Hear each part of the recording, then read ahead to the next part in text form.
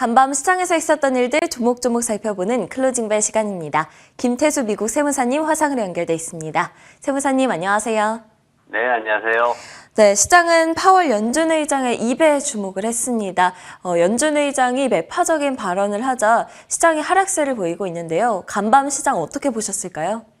네, 파월 의장 얘기 오늘 하루 종일 많이 들으실 거예요. 금리 인상 속도 높일 거다라는 얘기할 텐데, 이제 그것보다 이제 더 재밌는 얘기는 뭐냐면은, 매사추세츠의 상원 의원 엘리자베스 워렌이라는 분이 있습니다. 미국에서 개인 파산이나 소비자 금융 쪽에서 계속해서 일을 해오신 분이고, 하버드에서 법학 교수로도 강의를 했던 그런 분입니다. 이분이 이제 200만 명이 일자리를 잃을 수 있다라고 굉장히 강하게 비난을 했어요. 굉장히 이제 연준 정책을 많이 비난하는 분인데, 민주당에서 이제 대통령 선거 후보로도 나왔던 그런 인물입니다. 앞으로 굉장히 뭔가 기대가 큰 인물인데, 이분이 이제 굉장히 강경하게 질문을 했어요. 그러면서 이제 파월 의장이 어떻게 대답을 했냐면은, 지금 인플레이션을 낮추기 위해서 유일한 조치를 금리 인상을 하고 있다. 이렇게 대답을 했고, 인플레이션이 5%, 6%대 머물면은 그럼 200만 명 일자리 잃는 거 이거보다 더 어떤 상황이 나아질 수 있겠냐, 뭐 이런 반문을 했습니다. 그러니까 인플레이션 낮추지 않으면은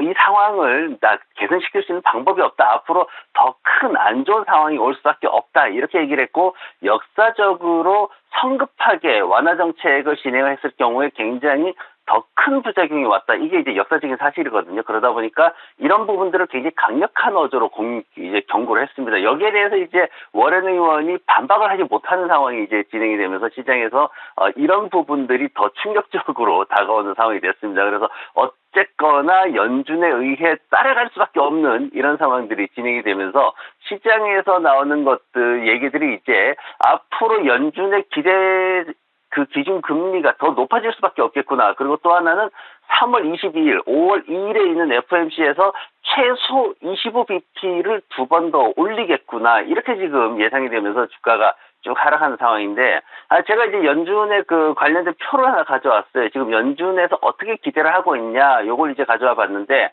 이게 12월 달만 하더라도 5.1% 정도로 고정됐었습니다. 근데 지금, CME 그룹에서 요걸, 한 걸 보면은, 파월 의장 발언 이후에 기준금리가 5.5에서 5.75까지 올 연말에 올라갑니다. 그러면서 지금 앞으로 3월 22일 날 발표되는 상황에서도 50bp가 지금 50% 이상으로 지금 기대치가 나오기 때문에 기존의 20% 정도 수준에서 한 달 사이에 굉장히 빠르게 올라왔다는 걸 볼 수 있습니다. 그러면서 이제 내일 하원 금융서비스에서 파월 의장이 또 얘기를 할 텐데, 거기에서 과연 어떤 시장을 조금 다독여 줄 수 있을지. 사실 연준이나 파월 의장은 주식시장이 너무 높기 때문에 기업들이 해고를 안 한다, 이런 개념을 갖고 있기 때문에 큰 기대치는 없지만 그래도 내일은 좀 나아지지 않을까, 좀 그런 기대를 하고 있습니다.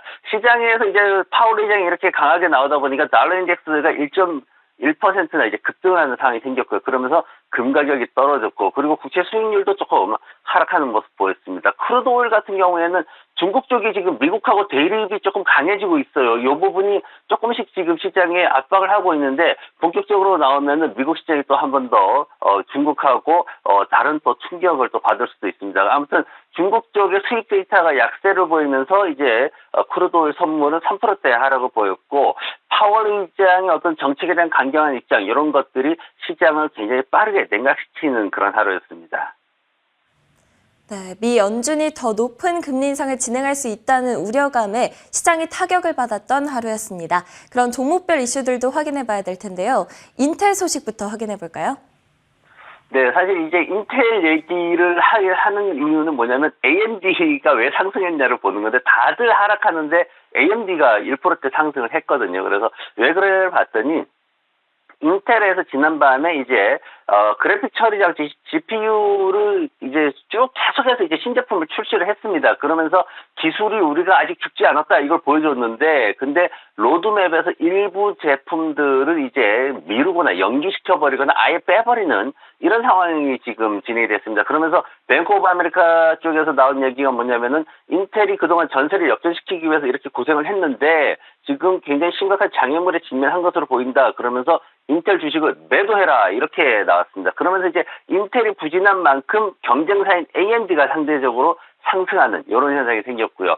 그리고 리비안이 좀 많이 하락을 했어요. 10% 이상 장중에 하락을 했는데 이 리비안 같은 경우에는 지금 이제 선순위 채권 요걸 이제 발매를 하겠다 이렇게 13억 달러나 발행을 하겠다 이렇게 얘기를 했습니다. 근데 이게 뭐냐면은 이제 그린 채권인데 이 그린 채권이라는 게 뭐냐면은 이제 전기차 배터리를 그 심해 깊은 바다에서 채굴하지 않겠다. 이제 이러면서 이제 뭔가 지구의 환경을 지키겠다라는 의미를 갖고 있는 건데 이러면서 이제 돈이 왜 또 더 필요하지? 이렇게 얘기가 된 거죠. 그러면서 지금 한 120억 달러 정도 현금 가지고 있는데 지금 한 해에 뭐 50억씩 이렇게 손해가 나고 있기 때문에 이게 여유가 있는 상황이 아니고 올해도 또 40억 달러 이상 손해가 또 예상이 되기 때문에 굉장히 자금에 대한 문제가 좀 불거졌습니다.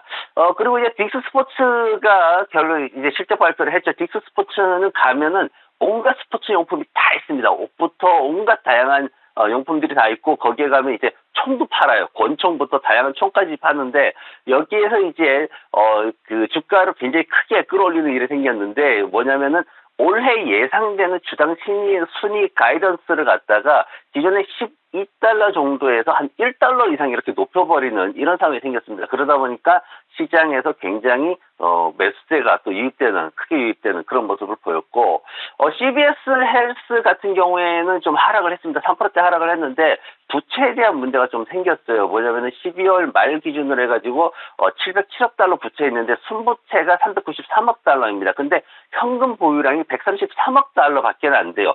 133억 달러 중에 106억 달러는 지난번에 나왔던 오크스트리트 헬스라는 회사를 인수하는데 사용이 돼야 합니다. 그러다 보니까 재무구조에 대한 불안감이 좀 증폭되면서 하락을 했고 그리고 이제 잭 같은 경우에는 잭스에서 앞으로 지금 정장 의류라든가 드레스에 대한 수요가 크게 늘어나가지고 수익성이 개선될 것이다 이러면서 좀 상승하는 그런 모습을 보였습니다. 네, 팬데믹이 끝나면서 정장에 대한 수요가 늘어날 것이다. 굉장히 흥미로운 내용이었는데요. 이렇게 특징주들 살펴봤고요. 이번에는 마감 지수들 확인해 보도록 하겠습니다. 3대 지수 모두 1%대로 하락 마감했습니다. 파월 연준 의장의 매파적인 발언에 흔들린 건데요. 다우 지수가 1.72% 하락했고요. S&P 500 지수가 1.53%, 나스닥이 1.25% 하락 마감했습니다. 너도 나도 할 것 없이 다 같이 빠지고 있는 시장입니다. 이런 시장 상황 속에서 어떤 종목 확인해 보는 게 좋을까요? 이번에는 AI 관련된 기업들 가져와 주셨더라고요. 네, 맞습니다. 오늘은 이제 특정한 종목이 아니고 AI 관련해서 궁금하신 분들이 많아서 AI의 어떤 종목들, 어떤 것들이 투자하기 좋은지 한번 가져와 봤습니다. 지금 현재 일단 AI의 미국 시장에서 AI 시장의 어떤 성장률을 보면은 일반적으로 한 39%에서 48%까지 연평균 성장률을 예상을 하고 있습니다. 그러면서 앞으로 뭐 굉장히 크게 성장할 것으로 예상되는 건 뭐 당연한 그런 상황이고요. 기업들을 조금 이제 구분을 해보면은 대형주들 같은 경우에는 구글이나 마이크로소프트, 메타, 애플, 아마존닷컴 이런 회사들이 지금 자리를 잡고 있죠. 그리고 그 밑에 이제 기술 중심의 회사들 보면은 엔비디아, AMD, 어도비, 마이크론 그리고 도큐사인 같은 회사들이 자리를 잡고 있습니다. 그리고 이제 소형주들 보면 최근에 우리가 알고 있는 AI, C3AI라는 회사가 있고 그리고 이 회사하고 이제 견주어지는 비교되는 회사가 이제 업스타트라는 회사가 있습니다. 그리고 굉장히 이제 저가 주식인데 나이트스코프라는 회사도 최근 들어가지고 시장에서 좀 주목을 하고 있는 회사이기도 합니다. 근데 이제 C3AI 같은 경우에 이 회사를 뭐 앞으로 당장 어떻게 크게 될 거다 이런 기대감은 사실 낮은 상황이고 CNN에서 이 회사의 주가 동향에 대해서 하나 분석을 해놓은 게 있어가지고 가져와 봤는데 앞으로 이제 1년 안에 한 30달러대까지는 올라갈 것이다 하는 의견이 생각보다 낮아요. 한 14%밖에 되지 않습니다. 그리고 오히려 이게 주가가 좀 더 하락할 것이다. 최근에 급등이 있었기 때문에 그거를 조금 되돌릴 것이다 하는 의견들이 대부분을 차지를 하고 있습니다. 그래서 기관들이 아직까지 AI라는 분야에 있어서 그렇게 급격한 어떤 수익성 개선이나 이런 부분에 대해서는 기대감이 조금 낮은 것으로 보여지는데 근데 이제 이걸 보면은 어쩌면은 개인 투자자들한테는 매수의 기회가 아닌가라는 생각을 할 수도 있습니다.